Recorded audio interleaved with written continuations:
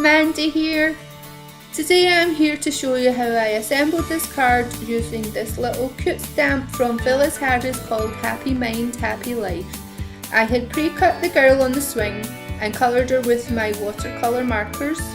Then I took some twine and tacky glue and glued down the twine where the chains would be on this swing. Then I set that aside to dry. Then I took another piece of white card and stamped my sentiment at the bottom and used my rectangle stitch die just to cut out a rectangle on the card.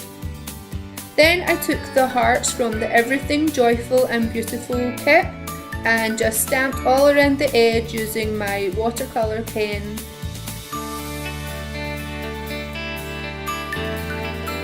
Then I flipped the frame over and the girl and used some washi tape to attach her to the frame.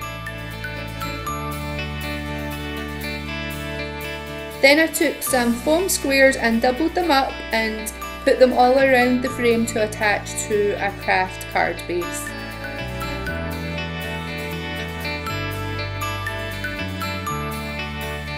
I hope you enjoyed today's video. Thanks so much for watching. Bye!